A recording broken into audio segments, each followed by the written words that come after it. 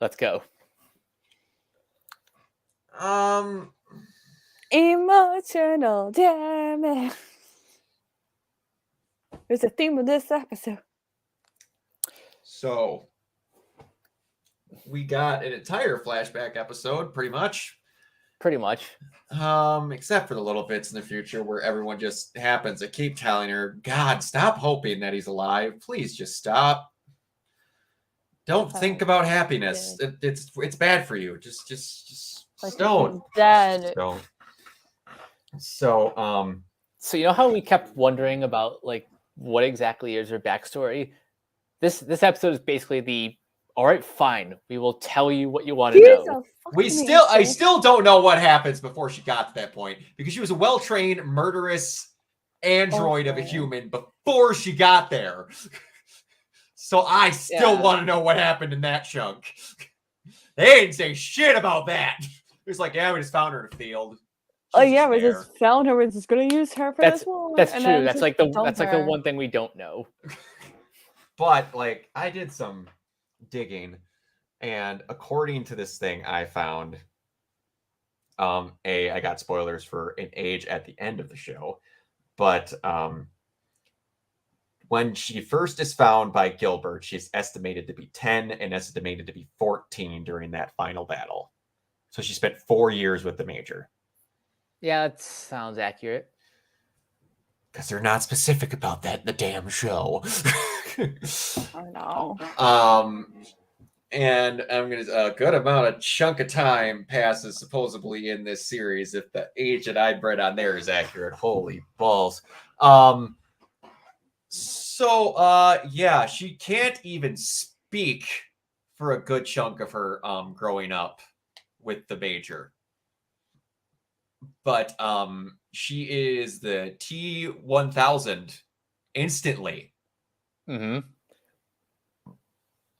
And boy, did I not think I wanted to rip the dick off of someone and feed it to them harder than I did that guy's brother.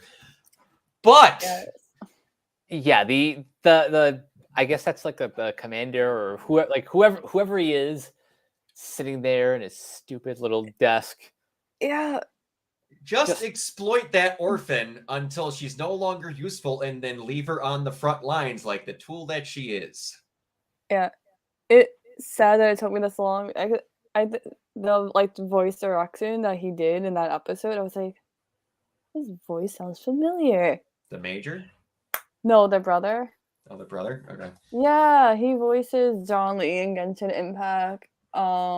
A villain in Miraculous Ladybug. I'm like, God fucking damn it, this guy's always the villain half the time. He's always some jackass.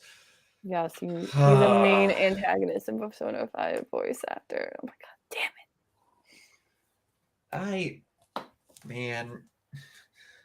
We learned a lot, but also so very little in this whole flashback was like, you guys, we knew that she loved the Major, and we wanted, it was just like, everyone was like, cool, we need to know why she loves the Major. We're just gonna leave you with the exact same amount of information at the end of this episode that you had previous, outside of the fact that, oh, by the way, yes, she had a fantastic time at all times with the Major, and he even taught her, what I am gathering here is that Violet was Cassandra Cain. Yeah. For you that don't know, Masao, Cassandra Cain is one of the Batgirls at DC Comics, is my favorite Batgirl at DC Comics, who was purposefully not taught how to talk so that she learned how to communicate with people through reading their body movements as a way of knowing how to kill them more effectively. Yeah, she is a badass. And then that's how it is. And she learns how to read later on in life. But then we get this where like the first words she even says are Major and Violet. Yeah. And then from here it's just they're like, here, have this heart, only to rip it right out of your hands. Tiny pieces in front of your eyes. There's the blender. Boom.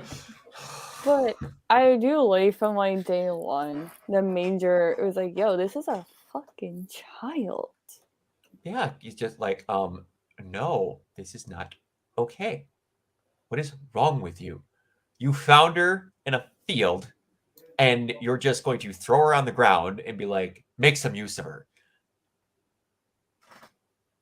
What is your communication with children before this? And that's where it's the weird thing where I'm like, there has to be a reason why these people are being, because outside of just, ha ha ha, it's an anime, we need to make you feel bad. Is there something about her past where they know they're like, no, she's something terrible, use her for her privileges, and then that's it, and then dump her? Or are we just meant to believe that everyone in that army outside of the major is an absolute uncontrollable dick face? It could very well just be that specific company that's like just the biggest a-holes. Cause it's like, if it's gonna be some third act rug pull where she's one of the enemy and like she just never knew, but she turns out to be a good person, that's fine. Like, that's not going to bug me because I'm always okay for a redemption arc for characters who need it, Rooster Teeth.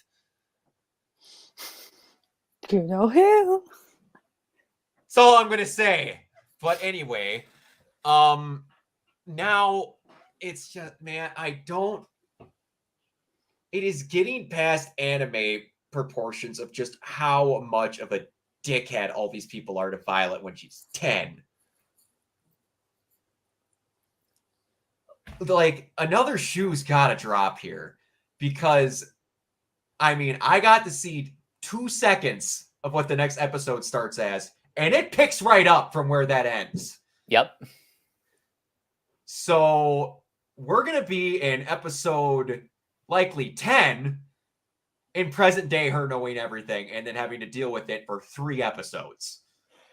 What are you going to do in that time? I know. That's good question. Unless they continue in the OVAs. Well, I get it's an OVA in the movies, but it's like, you guys want a slight spoiler? Only slight. According to this article where I read about her age, the anime ends when she's 18. Okay. They found her when she's 14. They got her when she's 14 at the letter writing place. Yeah, like the war ended when she was 14. Yeah, so, and she's still supposedly 14, so she's about 15 now. So we have a year. Yeah, a year passed when she found out the truth. So we have about like a year and a half top. And this is all estimates again, so possibly 3 years worth of content in the next 4 episodes. That's about. That's I don't know how they're gonna do it. I don't know. I trust the writing because this has been done borderline immaculately outside of again bordering on past anime and cartoonish logic for how mean they are to that child. And we're gonna have to see. Yeah. I mean, the best logical thing is like she doesn't fully get over it because like as like each episodes she was like with the typewriter she was like starting to like feel like regret for what she's done. Mm-hmm. So I feel like that regret is still gonna be there. It's not gonna go away in like 4 episodes. And it's not, but I have a feeling that it's not gonna go away. But in the final thing, she's going to. Another one I predict is she doesn't write a letter to the major. The major wrote a letter and she doesn't get it, or she wasn't supposed to get it until she was out of military service. That's another thing that I thought of, and she's going to be given it by somebody, by probably the dickhead brother, or Hodgins. Yeah, or Hodgins. It should be by my brother. I feel like that would be like. But like she's gonna somehow show him that she's not a tool, which I'd be very fine with. But I just don't know. Oh, I have a feeling. I don't know. I just, man, if the ending scene is her finding him and hugging him that he's back as a prisoner of war, that'd be pretty great.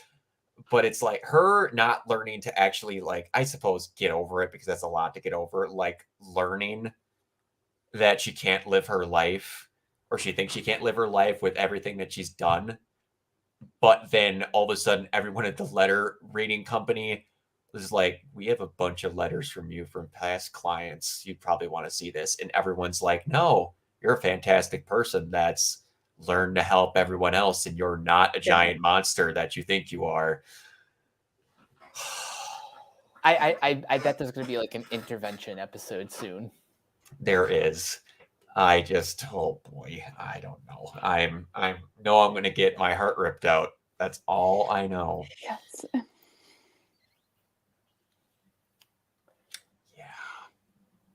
Multiple damage. Yeah. I'm not ready for that. There's very little to say about this episode. It's like, other than like a few insert scenes, this is mostly a flashback. A very good flashback, but a flashback nonetheless. But it's just putting details to basically a situation that we already know that happened. Yeah. This is what good filler is. Give or take. If you can even call this filler. Yeah. If it's even a filler, this is basically just like, I want to say it's like we wanted to have 12 episodes, or it's like, we don't want this story to be too short. We're like, we can put in a flashback to kind of help scoot forward information off of this. It's giving us the information we know in like every small detail. It's intended filler, if I mean to put it that way. It's not, we had nothing going on. It's, we want to put a little something in between story beats type of thing. But, oh man, I don't know. I don't like it here. No, and we have to wait a week for the resolution. Depending if you guys are busy Friday, we might have to wait 2 weeks because I have stuff going on next Saturday. We'll talk behind the scenes. Yeah, we'll work it out. So I'll touch that out. But yeah, I need a break, so I'm going to go get something to drink after this, and I'm going to watch more Sarah because somehow that is going to make me happier. All right, Mike, go ahead. You guys can find me on Twitter at CaptainK42. You can check out my quick thoughts on letterboxd.com/CoachK42. And you can find me in all the various Facebook groups just at my name.